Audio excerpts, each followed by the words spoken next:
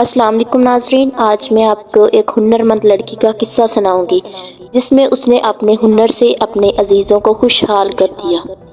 اس سے پہلے اگر آپ میرے چینل پر نئے ہیں تو میرے چینل کو لائک، شیئر اور سبسکرائب کیجئے تاکہ میری ہر آنے والی نئی ویڈیو آپ تک بآسانی پہنچ سکے۔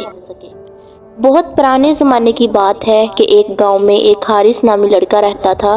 اس کے ماں باپ بہت غریب تھے۔ اس کا باپ کھیتوں میں کام کر کے اپنے بیوی بچے کا پیٹ پالتا تھا۔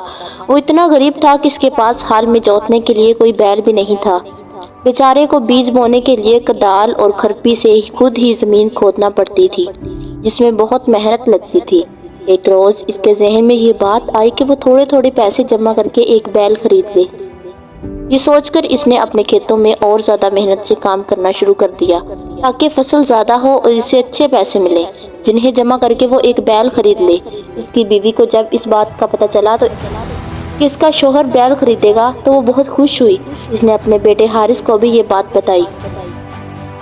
حارث بولا، میں اس بیل کا بہت خیال رکھوں گا اور اس کو گھاس کھلانے کے لیے باہر میدان میں بھی لے جایا کروں گا اور اسے ندی پر لے جا کر خود ہی نہلایا کروں گا۔ جب سے بیل خریدنے کی بات ہوئی تھی، کسان اور اس کی بیوی نہایت کفایت شاری سے گھر کا خرچ چلانے لگے تھے تاکہ ان کے پاس بیل خریدنے کے پیسے جلد سے جلد جمع ہو جائیں۔ ان کی اس تدبیر کی وجہ سے کچھ پیسے جمع ہو بھی گئے تھے۔ ایک روز خبر آئی کہ حارث کے باپ کا چھوٹا بھائی شدید بیمار ہو گیا ہے۔ بھائی کی بیماری کا سن کر اس کا باپ بے چین ہو گیا اور اس نے ارادہ کر لیا کہ بیمار بھائی کو دیکھنے جائے گا، جو دوسرے گاؤں میں رہتا تھا۔ یہ گاؤں کافی دور تھا اور تقریباً 8 روز کی مسافت پر تھا۔ جب وہ سفر پر روانہ ہونے لگا تو اس کی بیوی نے وہ رقم جو بیل خریدنے کے لیے جمع کی تھی اس کے حوالے کر دی اور بولی، حارث کے ابا، یہ پیسے ساتھ رکھ لو، بھائی کی بیماری میں کام آئیں گے۔ بیل تو ہم بعد میں بھی خرید لیں گے، تمہارے ساتھ میں بھی چلتی، پر یہاں مرغی، بکریوں، بطخوں اور کھیتوں کی رکھوالی کون کرے گا؟ ان کاموں کی دیکھ بھال کے لیے میں حارث کو بھی اپنے ساتھ لگا لوں گی، تم کوئی فکر مت کرنا۔ حارث کو بھی علم ہو گیا تھا کہ وہ اب بیل نہیں خرید سکیں گے کیونکہ اس رقم سے اس کے چچا کا علاج ہوگا۔ وہ ایک اچھا لڑکا تھا اور اپنے ماں باپ کی خوشی میں خوش رہتا تھا۔ اس نے اپنی ماں سے کہا، ماں، فکر کی کوئی بات نہیں، ہم پھر سے پیسے جمع کریں گے، کل سے میں کھیتوں پر جایا کروں گا۔ اگلے روز حارث صبح سویرے ہی کھیتوں پر پہنچ گیا۔ اس نے کھیتوں کی صفائی ستھرائی کی، قریبی دریا سے پانی بھر بھر کر لایا اور اپنے کھیتوں میں ڈالا۔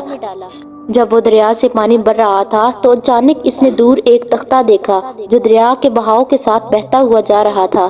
اس تختے پر اسے کوئی شخص لیٹا ہوا بھی نظر آیا جو یقیناً بے ہوش تھا۔ حارث نے بچپن سے ہی تیرنا سیکھ لیا تھا اور وہ ایک بہترین تیراک تھا۔ اس نے فوراً دریا میں چھلانگ لگا دی اور تیرتا ہوا اس تختے کے قریب پہنچ گیا۔ اس نے دیکھا تختے پر ایک خوبصورت لڑکی آنکھیں بند کر کے بے سدھ پڑی ہے۔ وہ بے ہوش تھی۔ حارث تختے کو دھکیلتا ہوا کنارے پر لے آیا۔ اتنی دیر میں اس کی ماں بھی کھیتوں کے کاموں میں اس کا ہاتھ بٹانے کے لیے وہاں پر آ گئی۔ دونوں نے مل کر بے ہوش لڑکی کو اٹھا کر گھاس پر لٹایا۔ زیادہ دیر نہیں گزری تھی کہ لڑکی کو ہوش آ گیا۔ پہلے تو وہ حیرانی سے ان دونوں کو دیکھنے لگی، پھر اس کی آنکھوں سے ٹپ ٹپ آنسو گرنے لگے۔ اس نے بتایا کہ وہ اپنے شوہر کے ساتھ ایک بڑی بادبانی کشتی میں بیٹھی اپنے ماں باپ کے گھر جا رہی تھی کہ طوفان آ گیا۔ طوفان کے تھپیڑے سے اتنے شدید تھے کہ کشتی ٹوٹ پھوٹ گئی۔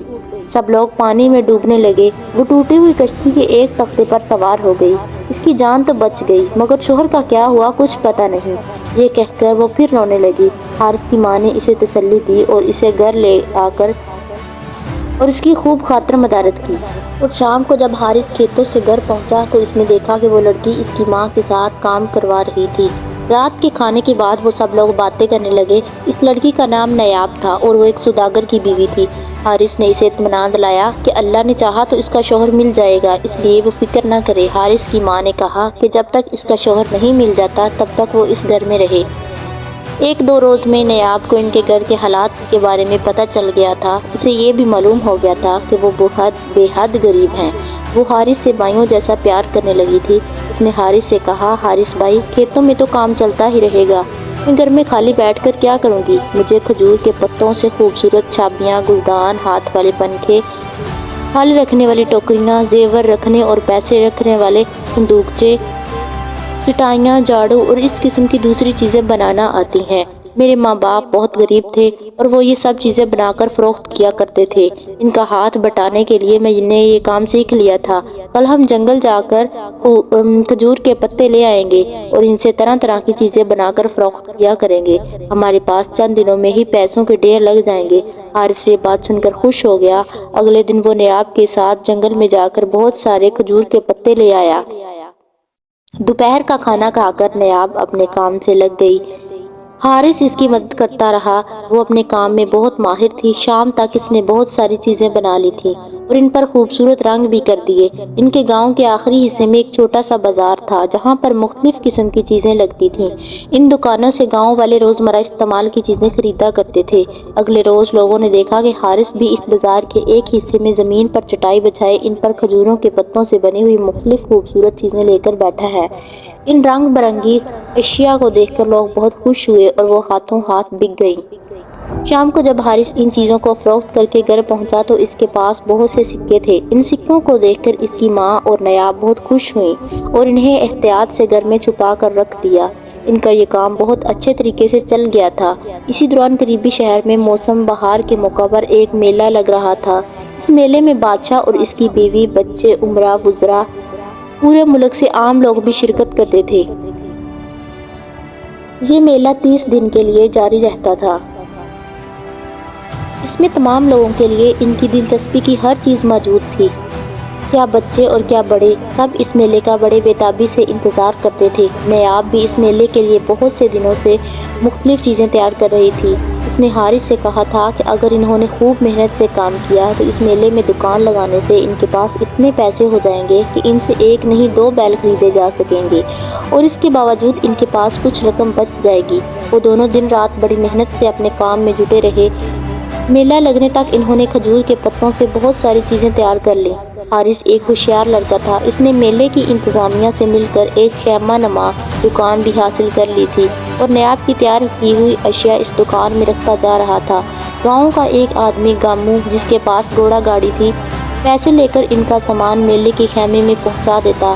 حارث نے گامو سے یہ بھی کہہ دیا تھا کہ جب تک میلہ لگا رہے گا وہ اسے روزانہ صبح چھوڑ کر بھی آئے گا اور شام کو واپس بھی لے جایا کرے گا۔ میلہ شروع ہونے سے پہلے اسے ایک نہایت خوبصورت پنکھا بنا کر دیا اور اس کے کناروں پر ننھے ننھے سنہری گھنگرو ٹنکے ہوئے تھے۔ اس کے جلنے سے وہ گھنگرو نہایت ہلکی اور دل فریب جھنکار پیدا کرتے تھے جو سننے والوں کو بہت بھلی لگتی تھی۔ نیاب نے یہ پنکھا دیتے ہوئے اسے یہ کہہ دیا کہ تمہارے لیے ہے، اس کو اپنے ساتھ میلے میں لے کر جانا اور جلتے رہنا۔ اگر کوئی اس کے بدلے ہزاروں اشرفیاں بھی دے تو اس کو فروخت مت کرنا۔ ایسا خوبصورت پنکھا لے کر حارث بہت خوش ہوا اور اسے اپنے ساتھ میلے میں لے گیا۔ میلے میں بہت چہل پہل تھی۔ ایسا لگتا تھا جیسے پوری دنیا وہاں امڑ آئی ہے۔ کیا عورتیں، کیا مرد اور کیا بچے، سب لوگ نئے نئے کپڑے پہنے میلے میں مزے سے گھوم پھر رہے تھے۔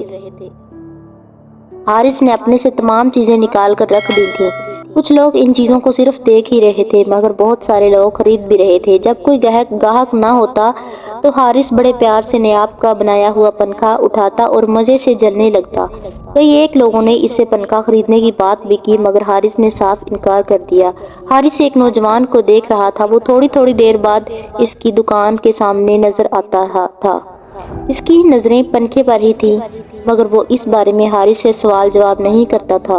مگر حارث کو اس کی طرف سے کچھ کھٹکا سا ہو گیا تھا۔ اس کے پاس کافی سکے جمع ہو چکے تھے جن میں 2-4 چاندی کے بھی سکے تھے۔ اسے فکر لگ گئی کہ وہ نوجوان اس کی رقم پر ہاتھ نہ صاف کرتے۔ یہ خیال آتے ہی وہ مزید چوکنا ہو کر بیٹھ گیا اور سکوں کی تھیلی کو اپنے گھٹنوں کے نیچے دبا لیا۔ شام ہوئی تو گامو حسب معمول گھوڑا گاڑی لے کر آیا۔ حارث نے جلدی سامان سمیٹ کر خیمے میں رکھ کر اس کے دروازے کو رسی سے باندھا اور گھوڑا گاڑی میں بیٹھ کر گھر کی جانب روانہ ہو گیا۔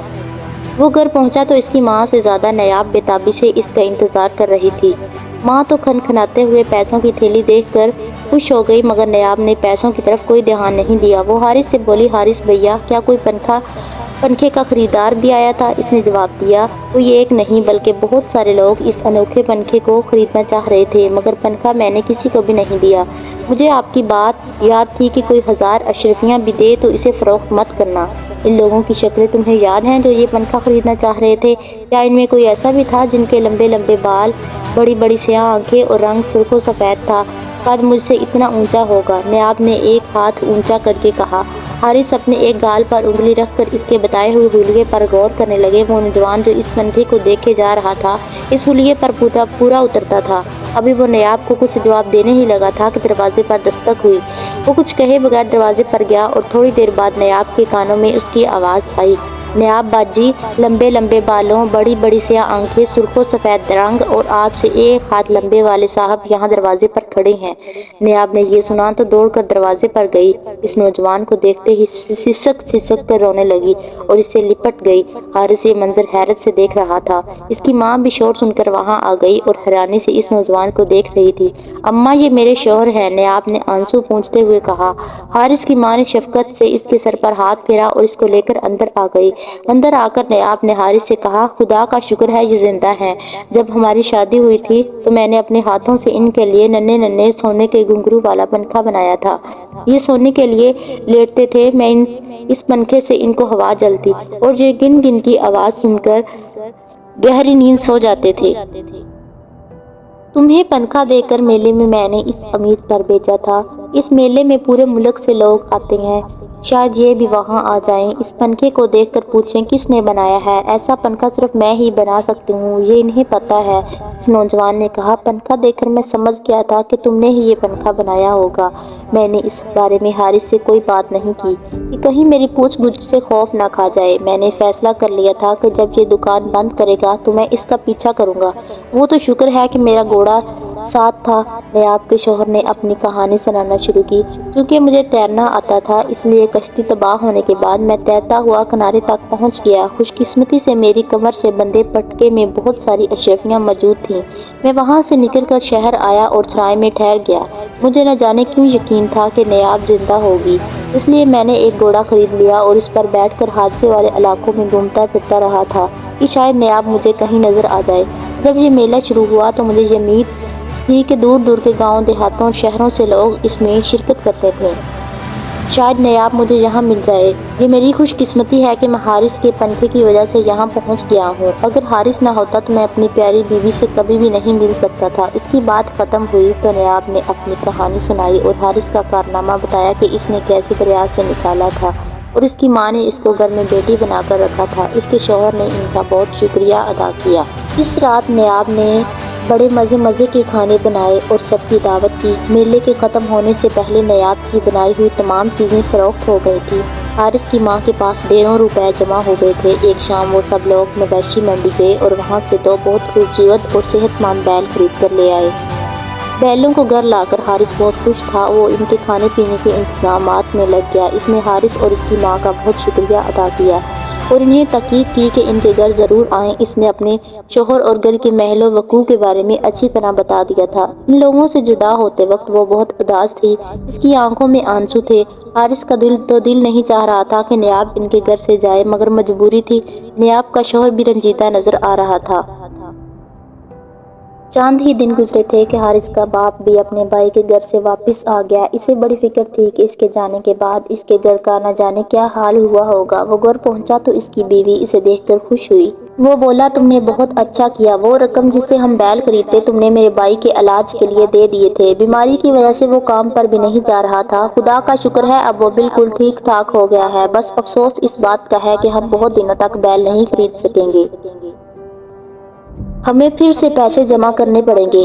اس کی بیوی نے کہا، اب تمہیں اس بارے میں فکر مند ہونے کی ضرورت نہیں۔ تم نے اپنے بھائی کی مدد کی، اللہ نے ہمیں اس کا صلہ دے دیا ہے۔ ابھی اس کی بات ختم ہی ہوئی تھی کہ حارث دونوں بیلوں کو لے کر گھر کے اندر داخل ہو گیا۔ وہ انہیں نہلانے کے لیے ندی پر لے گیا تھا۔ اس کے باپ نے جب اتنے شاندار اور خوبصورت بیل دیکھے تو حیرت زدہ ہو گیا۔ اس کی بیوی نے اسے شروع سے آخر تک کہانی سنا دی۔ تمام باتیں سن کر حارث کا باپ حیرانی سے ان دونوں کو دیکھنے لگا۔ وہ بے حد خوش تھا کہ اب ان کی غربت کے دن بھی جلد ختم ہو جائیں گے۔ حارث کی امی اپنی بات کہہ کر خاموش ہوئی تو حارث اداسی سے بولا، اماں، مجھے نیاب باجی کی بہت یاد آ رہی تھی۔ ہم ان سے ملنے کب چلیں گے؟ ان بیلوں کی وجہ سے میں اپنی اس زمین پر بھی ہل چلا کر بیج بوؤں جو سالوں سے بیکار پڑی ہے، اسی لیے مجھے امید ہے کہ اس سال ہمیں اپنی فصلوں کو بیچ کر بہت سارے پیسے مل جائیں گے۔ ان پیسوں سے ہم ایک اچھی گھوڑا گاڑی خریدیں گے اور اس میں بیٹھ کر نیاب اور اس کے شوہر سے ملنے جائیں گے۔ نیاب بیٹی ہماری محسن ہے، وہ بہت ہی ہنر مند لڑکی ہے، اس نے ہماری بہت مدد کی، میں بھی اس کا شکریہ ادا کروں گا۔ یہ سن کر حارث خاموش ہو گیا۔ یہ سن کر حارث خوش ہو گیا اور بیلوں کو چارہ ڈالنے چلا گیا۔ اس کو اس بات کی بھی خوشی تھی کہ بہت جلد بیلوں کے ساتھ ساتھ اس کے پاس ایک گھوڑا گاڑی بھی ہوگا۔